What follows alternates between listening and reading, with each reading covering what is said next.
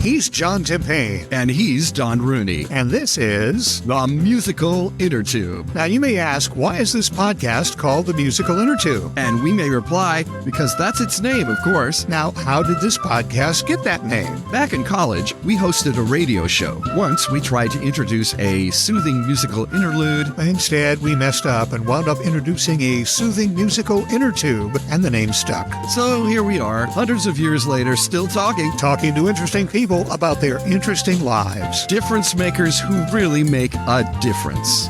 Here at the Musical Innertube today, we are very pleased and honored to welcome Carmen Khan. She's been the artistic director for the Red Hill Theater, founder and artistic executive director of the Philadelphia Shakespeare Theater, and artistic director of the Uptown Performing Arts Center. She holds a Bachelor of Education from the University of London, England, and a Master of Fine Arts in Acting from the Catholic University of America in Washington.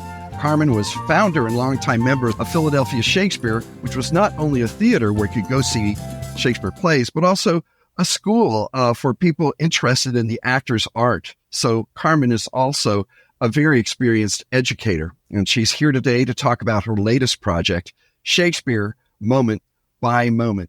Carmen, welcome to the Musical Innertube. Thank you. I'm very glad to be here. So, Carmen, I've had a chance to look at a text online of your book of Macbeth. And I want to ask, first of all, you've published 2 plays so far in the Shakespeare Moment by Moment series, Romeo and Juliet and Macbeth, correct? Yeah. Yes, that's right. What are the next one? What's in the pipeline?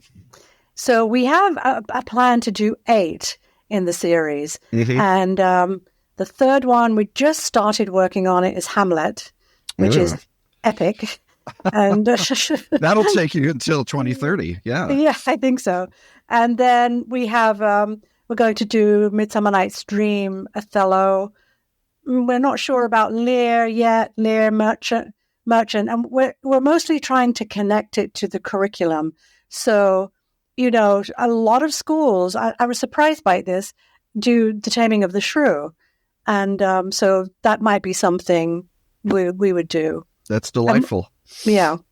Yeah, to see for people who are listening out there, if you want to see this on the Shakespeare Moment by Moment website, there's actually a digital copy of Macbeth, and you can page through the first 16 pages. And if you want to join us, we'll be talking about pages 6 and 7 in a minute. And what you're going to see is that the book breaks down Macbeth scene by scene, and on a facing page explains what's happening, who wants what, and all the references in unfamiliar language you will come up against in a 400-year-old play. And what we'll do is we'll put a link to that on our website. So as you're listening, click the link. It'll bring up the book, and you can read along. Terrific. Beginnings are interesting, Carmen. So let me ask you to discuss how this series began and what the philosophy is behind it. Yes, certainly. So, you know, early on in our career when we started the Shakespeare Company, Shakespeare Theatre, I would be in rehearsal. And I remember this specifically for The Merchant of Venice, which was one of the first things I directed. And I would be in rehearsal and we'd be going through the play. And as you know, when you read, you can get the gist of things, right? You know what the play's about. Yeah. Most people can. But then, you know, actors would ask me, well, what is this line? What are they saying? What? And I would say, well, you know, I'll tell you tomorrow when I go home and figure it out myself, which would take an hour to do like 4 lines. Yes. And so my husband and I started working on, well, what are they saying? Very specifically, because if the actor doesn't know that, then it's a lot of you know, you see the actor coming on shouting and then running off, and then the audience, you know, it's Shakespeare, oh yeah, it's great, but they don't really know what it is that's just happened. So we wanted to make crystal clear stories, these great stories, of course, accessible to the audience. And it can't be accessible to the audience if the actor doesn't really know what they're saying. So that's how it all started. And we would go so for Merchant of Venice, I was going home each night and I was like, okay, Jack, this scene, like, we got to figure this out. What are they saying? And then we could talk about this in a minute. Well, why are they saying it? Why is Shylock saying this? Mm-hmm. And so it just evolved.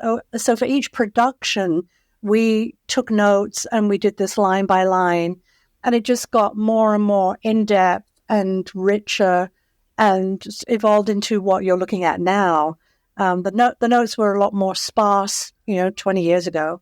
But so that's how it evolved through our lack of, we just didn't know. And we went to all the editions, the Arden, the Folger, the big ones, and the notes are very sparse. And sometimes they're very scholarly, which we're like, well, how does a 16-year-old figure this out? Why would they want to know this?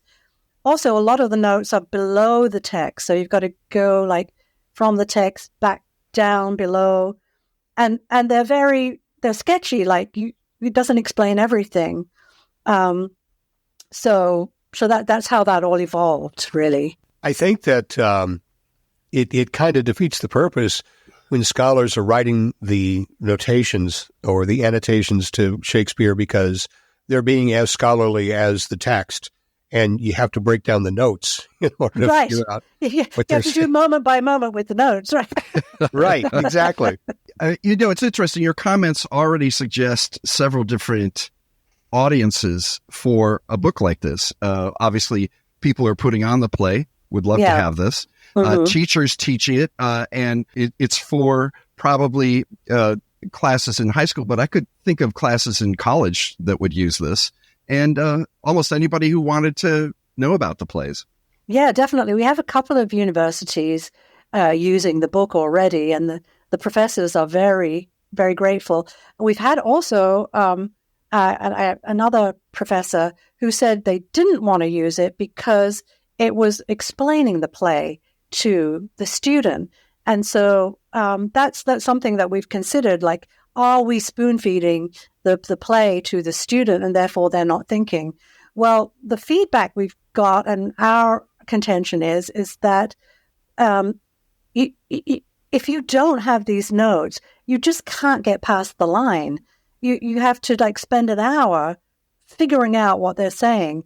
So we view it as coaching. Great athletes, great musicians, people have coaches.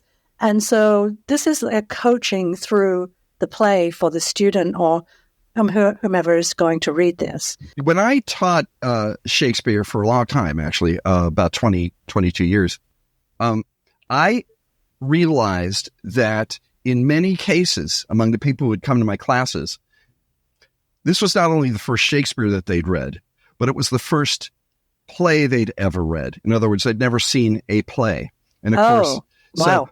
And in the modern era, we do have scripts for plays that are more explanatory sometimes, right? Shakespeare doesn't explain very much. I mean, he says, you come in, you come out. Sometimes there are stage directions. The most famous one probably is exit pursued by a bear, out of the Widow's Tale. Yeah. And when Anthony's soul leaves him in Cleopatra, there's a music of oboes to let everybody that the soul is leaving. But he really doesn't tell you very much. And I found that my students, first of all, had to learn how to read a script. And you're already talking about that. You're already saying, well, you have to read the lines for motive, right? Oh, what does the person want? What is his situation or her situation? What does he or she hope to achieve?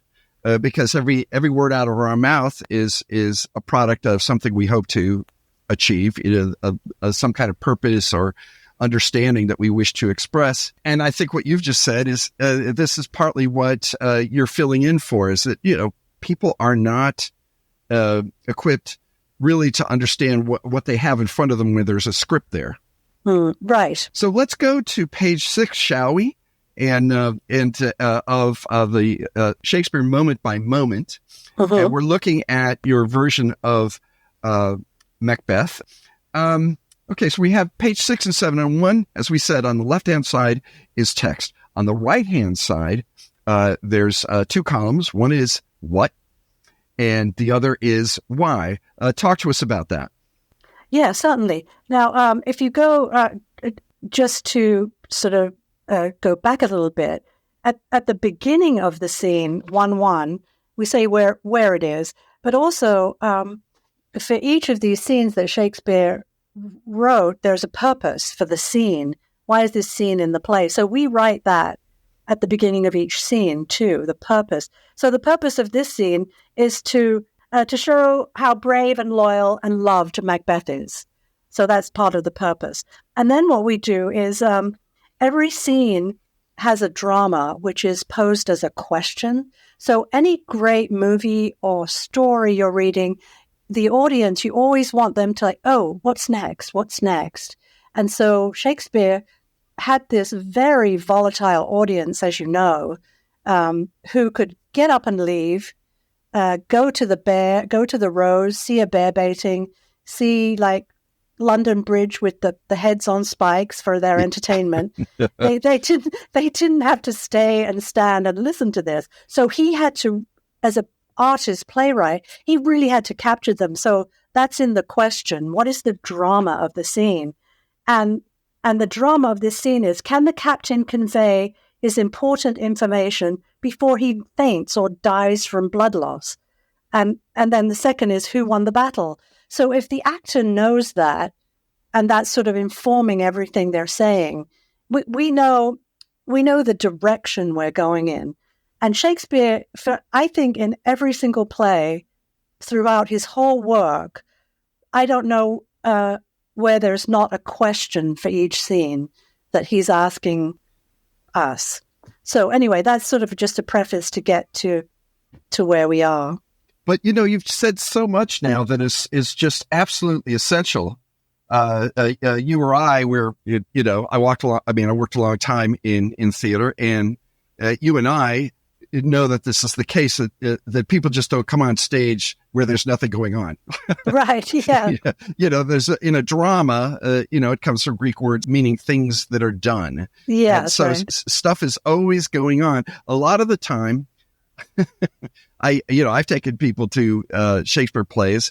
One thing I want to mention in this is that within 10 minutes, they were right in the center of the action. They got, if it was a good production, they'd catch their fancy, and the language question went away quickly. Yeah. But they saw, good production will bring out, right, the drama of each. So I love the fact that you are teasing this out for everybody, because the page won't necessarily give it to us. Right. No, exactly. And that's when you get the, really good actors, and they don't quite know what the question is or the purpose or exactly what they're saying, but they're good enough at, being actors. They can appear like they're sort of understanding it. So, Carmen, what is the basic difference between teaching Shakespeare as literature and performing Shakespeare as a play?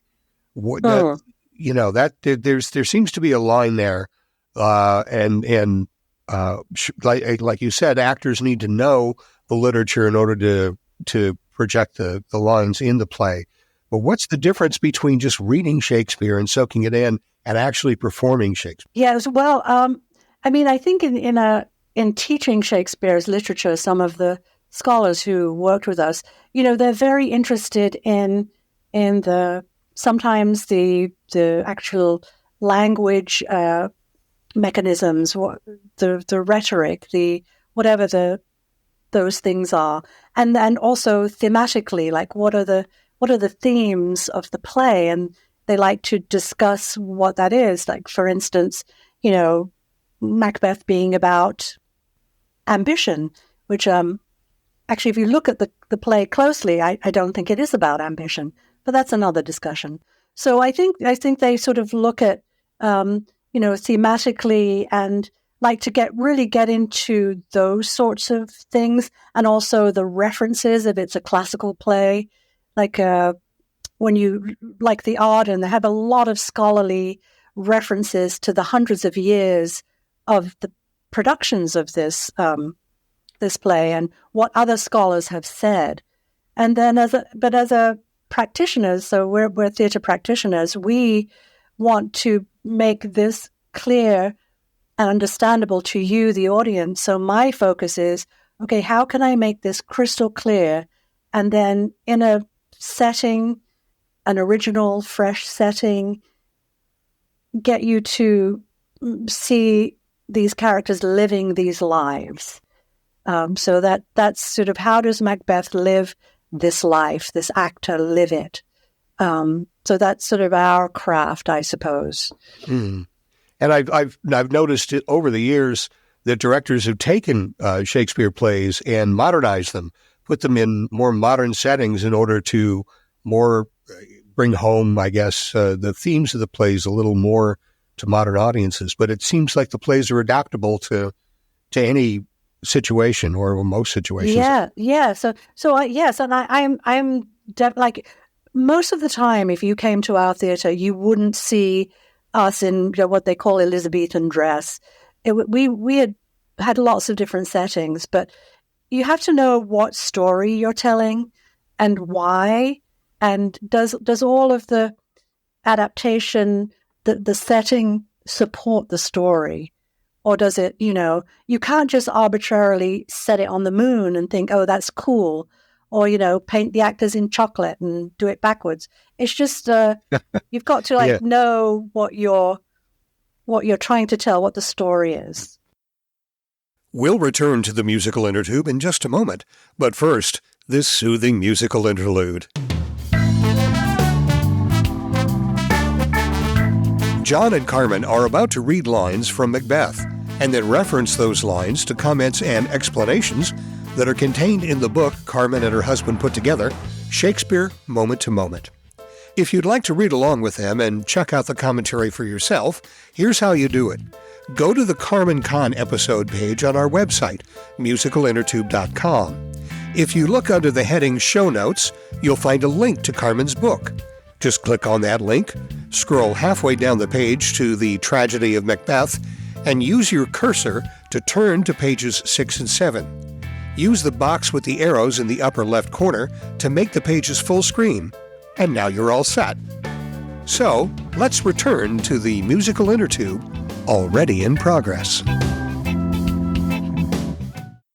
Well, okay, so I am Malcolm, and Carmen, you be Captain, and Captain is hacked up and bleeding, and maybe dying.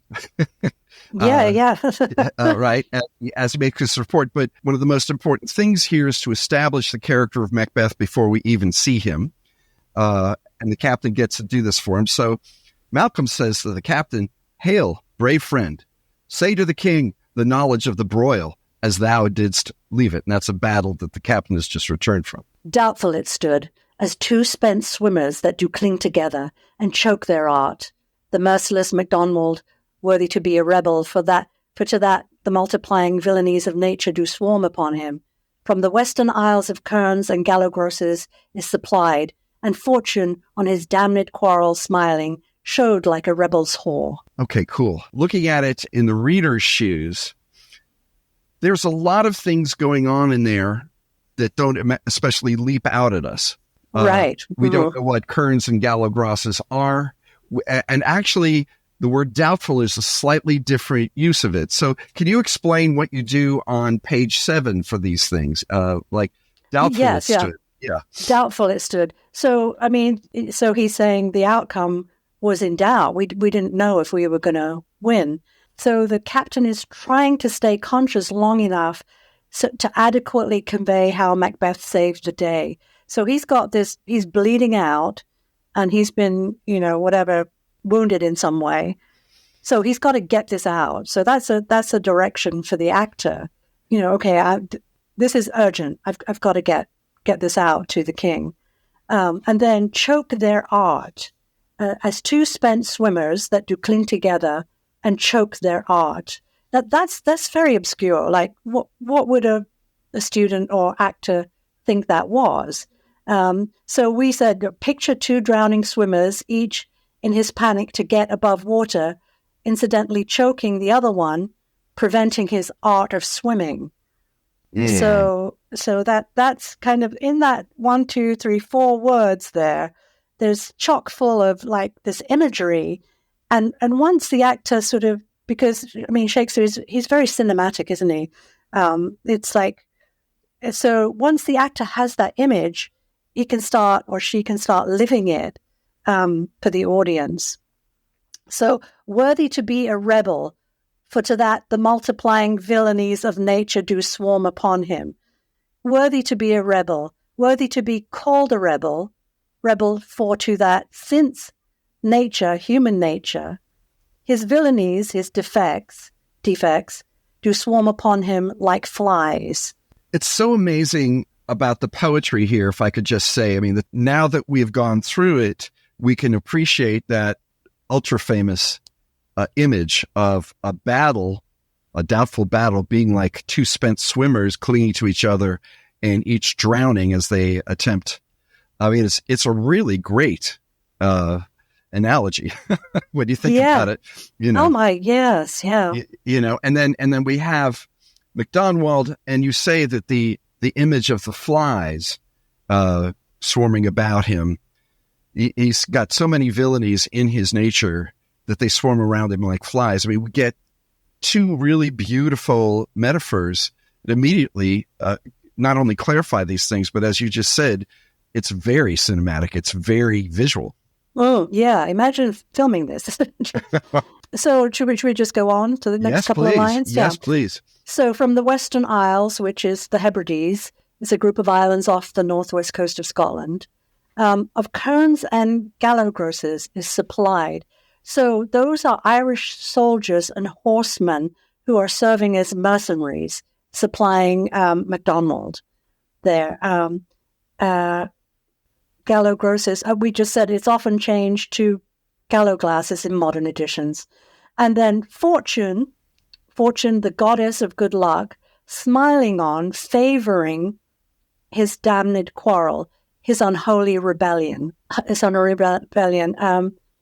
and like a rebel's whore, the goddess Fortune showed like sleeping with the rebellious enemy. So, I mean, that took a long time that's like our opinion of what it is, but it takes a long time to just figure this out. Like that, like I mean, I can't quite remember, but like this passage here, it probably took us 2 hours to go figure this out. And the captain is dying the whole time he says this, right? Yes, he's dying. Right. Let me cough out something that will take you hours to figure out. Yeah, that's right. In my dying breath, I will keep you here for 10 minutes while I talk. Right. But I guess that's the poetry of Shakespeare, right? I mean, he wants to layer things on and make it visual so that the crowd doesn't get restless and walk away. Right. Yes. And then, so he's there bleeding, and they what did they use? Those maybe pig's blood or something? They used real blood. Yes. And so it's like the audience is probably just like clamoring and shouting, and which they apparently were very vocal at the time. It seems like it was a rough and tumble a theater audience for sure. And if they got bored, you'd find out quickly. Yes, yeah. And so every word, every line had to be like, keep their attention. So, let's continue, because I think we're not only learning about Shakespeare here, but also we're learning about how to read this and how to be in its world. And so let's just, you could go from but all's tweak. And I think you say on the right-hand side that all means that, well, fortune may have smiled upon him for a while, but no matter what blandishments he got from fortune, it turned out to be too weak in the end, right? That's all. Yes. Those 4 words. Right. Okay. Right. And then the next section is for brave Macbeth, well, he deserves that name, disdaining fortune, ignoring the losing tide of the battle, brandished with his brandished steel, swinging his sword, which smoked with bloody execution, smoked, its coating of fresh hot blood steamed in the chill air, like valor's minion, like bravery's favorite, carved out his passage, cut his way through some of the enemy, till he faced the slave. MacDonald, he's not actually a slave. Shakespeare uses that term as an insult here, which never shook hands nor bade farewell to him. Never shook hands, did not stop to talk until he unseamed him from the nave to the chops, from navel to jaws. He rips him open like a pillow at the seams. Ouch! Till he unseamed him. Yeah. Have you ever been gutted like a cod? Yeah. Right. And fixed his head upon our battlements. So cut off his head and stuck it on a spike on the wall. So that is just so vivid, that whole thing, isn't it? It's amazing. This is the first time that we actually see Macbeth in action, and we see it through secondhand report, right? Mm-hmm. And a person who has been fighting in a very harsh battle himself. And so in some ways, that vividness does make a little bit of psychological sense, at least from the audience's perspective, wouldn't you say? Oh, yes. Yeah. And this is, this is Shakespeare contrasting this great man here, because Macbeth is a great man, to what happens later, his fall from this grace, I suppose. When you and your husband were going through this, first of all, I imagine there were glasses of wine, candles. but I just wonder, were you looking at each other going, "Wow, this is hard work"? Yes. Yeah. Oh, yeah. But it was also you can't do it with wine, because that sort of makes your thinking fuzzy. So you absolutely cannot do that with this. But yeah, but also, like, we're Shakespeare nerds. Like, it's so thrilling for us to do this. It's one of the most exciting things we do. Just pouring through these texts and now starting Hamlet. It's like, wow, okay, this is going to be a great challenge. And you have a beautiful note on line 18, which gives us, this is under the Y column on the right-hand side of the page. Oh, yeah. Where we have in caps and bolded forward. Right. And I take that to mean, and you could tell me what this is. Well, you could tell us. So this is the forward thrust right here. Right. Well, so a forward, my husband took I think it was a screenwriting class by Robert McKee. Have you heard of him? Yes. Oh, yeah. So he talks about forwards in a story. So there's always in a good story something that's like, oh, that's going to happen later, or we're going to find out about that. So we've put it in here as a forward. Like, it makes us think, the audience, through this description, who is Macbeth? Who is brave Macbeth? I want to meet him. Right. So that kind of sets up an excitement in the audience's mind about what's going to happen. And I have always loved Duncan's single line, because he's the king, but he's not talking as much as Malcolm or the captain might be in this scene. But he has that one line, "Oh, valiant cousin, worthy gentleman." And because he's the king, everyone notices those words, right? Yes. It's sort of like, and you say quite rightly under the Y part, wondering at Macbeth's bravery. He's really going, God, right? Yes. Mm-hmm. and that also, like, knowing that also informs the actor playing Duncan, doesn't it? Because yes. It's like, it could be, oh, valiant cousin, worthy gentleman. But if it's, oh, wow, valiant cousin, he's just in awe of what Macbeth did against the Kerns and Gallagherses. I remember the Roman Polanski film of Macbeth, which is vastly interested in violence in a very perverse way. Yes, yeah. I mean, it begins with a severed hand on a beach. I don't think that's too much of a spoiler. It's right. It's you never recover from seeing just a cut off hand on a beach, which there might well have been after a big battle, right? Right. Yes. Heads, hands, and toes. Right. Yeah, exactly. But I just want to dwell on that. Macbeth faces the slave, which is the worst thing you could call a high-ranking male, because MacDonald may be a rebel, but he's nobody's slave. He's obviously, he's obviously a brave man. He's about to lose bad. Mm-hmm. But, right. Till he faced the slave, and then he never shook hands with him or said goodbye. And then those next two lines, suddenly they just really, really explode. And it's looking at it again and having heard it hundreds of times, I'm already bowled over all over again. Do you get that still today as a teacher of this language? What two lines are you talking about? Well, till he unseamed him from the nave to the chops and fixed his head upon our battlements. Oh, right. Yes. Yeah. Yeah, it's so vivid. It never gets old. Right. Also, do you find yourself explaining things that some teachers might just as well want to skip over, especially in high school? I'm just curious about that. Well, our work, I wasn't directly. I was sometimes in the classroom with the teaching artists, but we trained our teaching artists to work closely with the teacher to see, what to be sensitive, Yes. to what at the age of the students. This is usually 10th grade. Romeo and Juliet, they're 9th grade, right? They're 14 or 15. They're freshmen.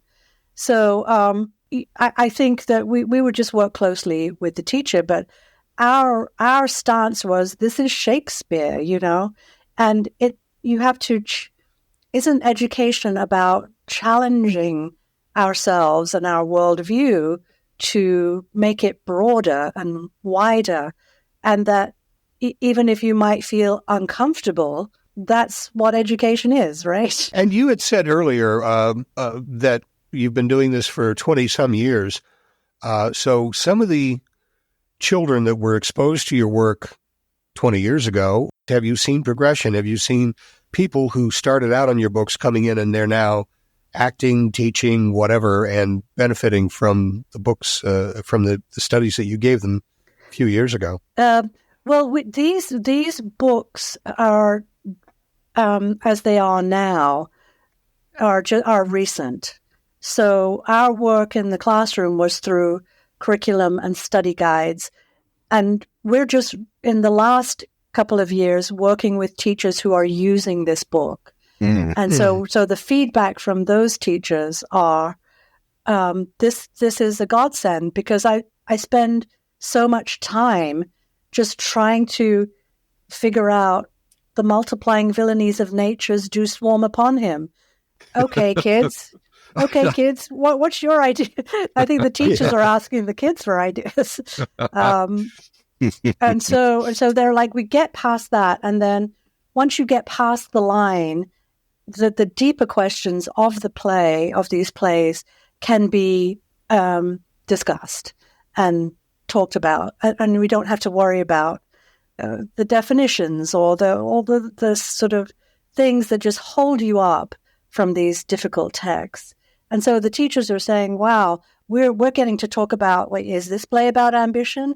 Where's the evidence? So this also, the way we're doing this is it's forcing you to come up with evidence for your ideas about the plays. Because as you know, John, like there's a lot of, I call them myths about the plays, like Hamlet's indecisive and depressed, which I don't think he is. And Macbeth, this is all about ambition. And so can you find the evidence for those things, for those statements? And I think they've come about because it seems like it's about ambition. But when you really look at it, his ambition is very short, right? Because very early in the play, he kills the king and he becomes king. And then there's the rest of the play. What is that about? And it's about regret, and why does she go mad? It's him trying to cover his, what he's done by killing more people. But it's more or less, not more or less, it's about him oh my God, why did I do this? Yes, yes. And so the important and interesting thing in the classroom for actors, for audiences, is this whole idea of regret about what you've done in your life. Like, it's like, what have you regretted? How could I avoid this? And of course, this is a extreme. It's about murder, but every day in our lives we've done things like, oh wow, I wish I hadn't done that. And so that's what it brings up, That's such a good point, because Macbeth's regret is staged on this epic palette where you have forests that seem to move, and the three weird sisters, right, who seem to have tricked him, or at least from his viewpoint, they have, in telling him things that he took for predictions and acted on, and there are, and so you can see the consequences sneaking up on him. Right. Yeah, it's very Jungian, isn't it? Yeah. Yes. I would say very much like one of those stories that you get out of Irish folklore, where you capture the leprechaun and he gives you what you want, but it really didn't turn out the way you thought it would. Right. Yeah. And it comes with a price. Right. Exactly. Yes, definitely. Carmen, this has been wonderful. We have learned so much having you on today. We are talking about your series, Shakespeare Moment by Moment. You can see it on your website, shakespearemomentbymoment.com. We've been discussing Macbeth, but there's also a Romeo and Juliet that's out there. And there'll be more to come. And I really thank you for coming on to the Musical Innertube today. Oh, my pleasure. Thank you. And thank you for listening to the Musical Innertube. Our lovely little podcast is available everywhere good podcasts are found. Listen on your favorite platform, and if you like what you hear, please give us a good rating. And spread the word.